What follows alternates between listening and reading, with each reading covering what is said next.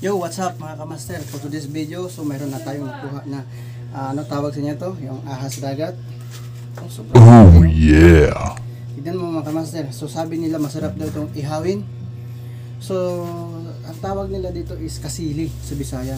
Sa amin native language namin sa Ilocano is igat. So anong mga magandang luto nito mga kamaster? So tignan natin kung masarap ito ihawin. Tara, let's go! Ready, go! So watch out mga kamaster, so bago natin ihawin or kung sa Bisaya pa isugba, sa English is grill, kailangan natin i-marinate muna para mas masarap.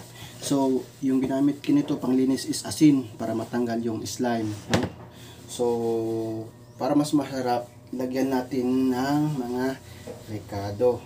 So watch out. So dilagyan ko muna bawang para marinated, no? At saka lagyan natin ng powder na paminta. So napakahaba itong il natin mga kamaster.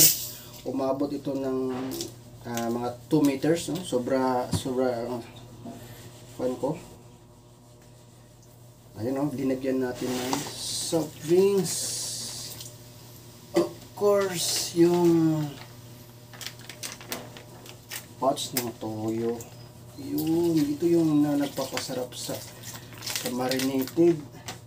Iwan ko kung ano yung style ng iba, paano mag-marinated, pero pwede nyo gayahin itong technique ko or style ko. Lemon juice. Yung katas ng lemon. So, ganun mga kamaster. Ilagay natin ito sa rep mamaya. Maraming salamat sa panonood. Abangan natin nyo kung paano i-grill o lutuin, iisugba ni Master ang malaking kasili or il, no? Ipipreser po natin dito mga 2 oras, 5 oras, pwede rin 1 araw, depende sa gusto nyo. Yun lang po. Sige, let's go, lulutuin natin. I-preser muna natin kaya. Yo, what's up mga kamaster, yung improvised na kalan natin, no? Para inihaw o grill na kasili o il. Ayun, oh. Ayun, sarap yan. Marinated il o kasili. Yo, what's up mga kamaster, oh. Ang sarap po, ang bango na. Malapit nang maluto. Sinyalis na po yan na malapit na po maluto. Gigil ako. Sarap kainin. Hello, what's up mga kamaster? Ayun, magkakalaman na kung totoong masarap itong kasili, no? Naping sausawan natin, no? Manghang masyado ito. Tara, kain tayo mga kamaster. Subukan natin. Sobrang sarap ng kasili. Mga tamis.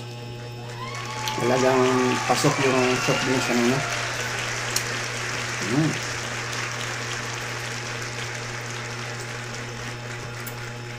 May maliliit na mga buto. Pero masarap, master.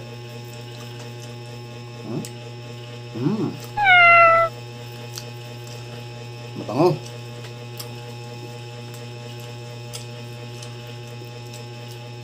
Nakatulong yung asin kanina pag marinate.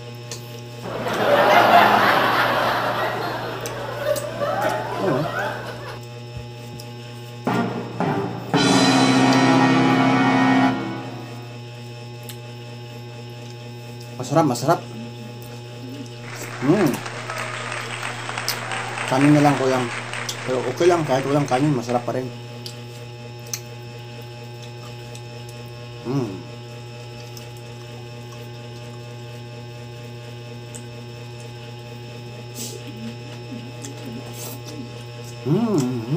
Sarap.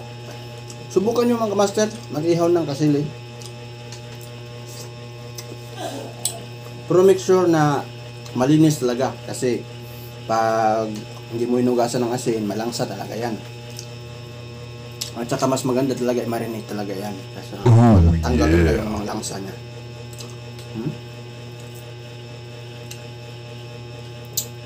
Pwede na pang pulutan sa mahilig mag-inom dyan. Pero sa atin, tinikman natin kung gaano kasarap ang kasili na pure. Walang hulutan, walang kanin. Sobrang sarap. Subukan nyo mga kamaster para malaman nyo kung anong lasa. Kung sabi ko sa'yo, masarap.